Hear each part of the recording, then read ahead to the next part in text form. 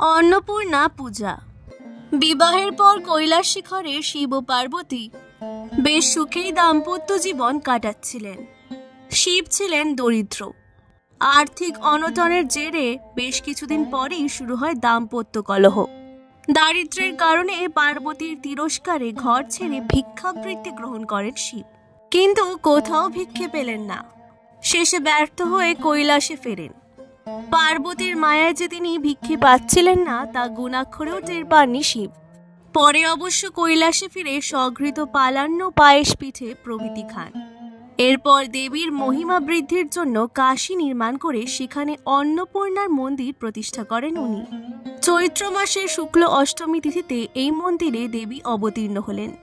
সেই থেকেই দেবী অন্নপূর্ণার পূজার প্রচলন বাড়ে। কাশী প্রতিষ্ঠার উপাখ্যান।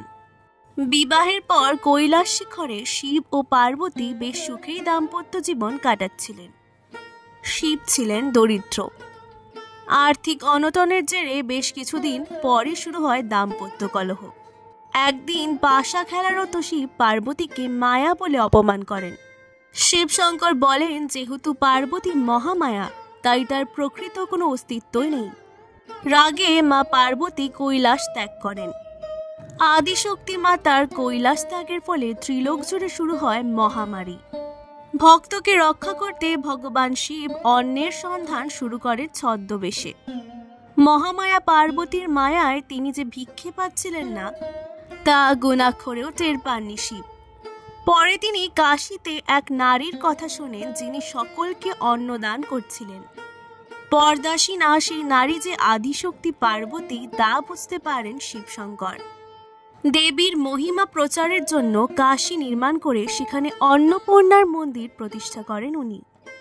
চৈত্র মাসের শুক্ল অষ্টমী তিথিতে সেই মন্দিরে দেবী অবতীর্ণ হলেন। সেই থেকেই দেবী অন্নপূর্ণার পূজার প্রচলন বাড়ে। কাশীতে দেবী অন্নপূর্ণার বিখ্যাত মন্দির রয়েছে। সেখানে প্রতি বছর এই দিনটিতে দেবীর ধুমধাম করে পুজো হয়ে থাকে। এই মন্দিরে অন্নকূট উৎসব বিখ্যাত। এছাড়া হিন্দু ধর্মাবলম্বীদের কাছে এই পূজা অতি প্রসিদ্ধ। ব্যাস কাশী প্রতিষ্ঠার উপাখ্যান। দেবী অন্নপূর্ণা কর্তৃক ব্যাস কাশী প্রতিষ্ঠার উপাখ্যানটি কাশীখণ্ডে নেই। এটি অর্বাচীন সংস্কৃত গ্রন্থ কাশী পরিক্রমা থেকে গৃহীত। কাহিনীটি নিম্নরূপ। পরম বৈষ্ণব ব্যাসদেব বিষ্ণুর নিকট শিবের নিন্দা করায় বিষ্ণু কর্তৃক তিরস্কৃত হন। এতে ক্ষুব্ধ হয়ে তিনি শিবের নিকট গিয়ে বিষ্ণুর নিন্দা করেন। তখন শিব তাকে তিরস্কার করেন।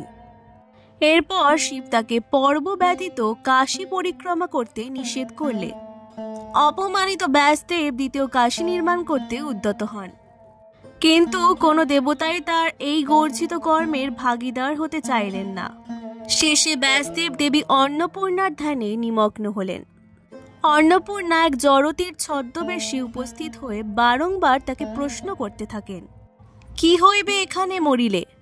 ব্যাসদেব বিরক্ত হয়ে বলে ফেললেন, গর্ধব হইবে বুড়ি এখানে মরিলে। দেবীর ছলনা সফল হল। তিনি তথাস্তু বলে অন্তর্হিত হলেন। কাশী মহিমা রক্ষিত হল। ব্যাস কাশী গর্ধব বারাণসী নামে উপহাসিত হল। দেবী অন্নপূর্ণার বর্ণনা। অন্নপূর্ণা এক হিন্দু দেবী। তার অপর নাম অন্নদা। তিনি শক্তির এক রূপ। অন্নপূর্ণা দ্বিভুজা, তার দুই হাতে অন্নপাত্র ও দর্বী। তিনি রক্তবর্ণা সফরাক্ষী, স্তনভার নর্মরা, বিচিত্র বসনা নিরত অন্নপ্রদায়িনী ও ভবদুঃখ হন্ত্রী। তার মস্তকে নবচন্দ্র, এক পাশে ভূমি ও অন্য পাশে স্ত্রী। নৃত্যপরায়ণ শিবকে দেখে তিনি সন্তুষ্ট হন।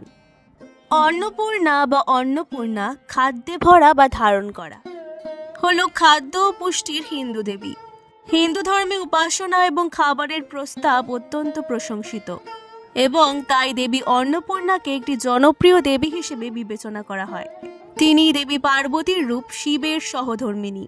এবং ভারতচন্দ্র রায়ের বাংলা একটি আখ্যানমূলক কবিতা অন্নদা মঙ্গলে প্রশংসা করা হয়েছে তাকে। অন্নপূর্ণা সহস্র নাম দেবীকে উৎসর্গীকৃত এবং তার 1000 নামের প্রশংসা করে যখন অন্নপূর্ণা শতনাম স্তোত্রম তার 108টি নামের জন্য উৎসর্গীকৃত। কয়েকটি মন্দির বিদ্যমান যা তাকে উৎসর্গীকৃত। সবচেয়ে বিশিষ্ট হল বারাণসীর অন্নপূর্ণা দেবীর মন্দির। যেহেতু অক্ষয় তৃতীয়াকে দেবী অন্নপূর্ণার জন্মদিন বলে মনে করা হয়, তাই সোনার গহনা কেনার জন্য দিনটি খুবই শুভ বলে মনে করা হয়। দেবী পার্বতী ভিক্ষারত শিবকে অন্ন প্রদান করে এই নাম প্রাপ্ত হন। চৈত্র মাসের শুক্লাষ্টমী তিথিতে অন্নপূর্ণার পূজা করা হয় এবং নবদ্বীপ ধামে রাস পূর্ণিমা তিথিতে বউবাজার বারোয়ারি অন্নপূর্ণা পূজা পালন করিয়া থাকে। হিন্দু বিশ্বাস অনুযায়ী অন্নপূর্ণার পূজা করলে গৃহে অন্নাভাব থাকে না। দক্ষিণামূর্তি সংহিতা গ্রন্থে চতুর্ভুজা এবং পদ্ম অভয়, অঙ্কুশ ও দানহস্তা অন্নপূর্ণার বর্ণনা রয়েছে। কৃষ্ণানন্দ রচিত তন্ত্রসার গ্রন্থে এই পূজার বিস্তারিত বর্ণনা পাওয়া যায়। কাশীতে অন্নপূর্ণার একটি বিখ্যাত মন্দির আছে। এই মন্দিরে অন্নপূর্ণা পূজা ও অন্নকূট উৎসব প্রসিদ্ধ।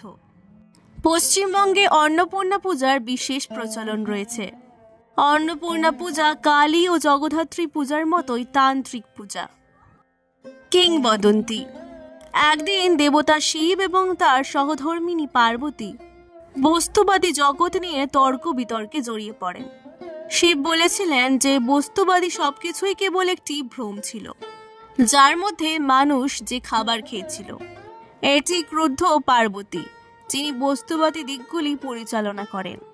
তাই শিব এবং বিশ্বকে তার গুরুত্ব দেখানোর জন্য তিনি এই বলে অদৃশ্য হয়ে গেলেন যে তিনি দেখতে চেয়েছিলেন যে তাকে ছাড়া পৃথিবী কিভাবে বাঁচবে।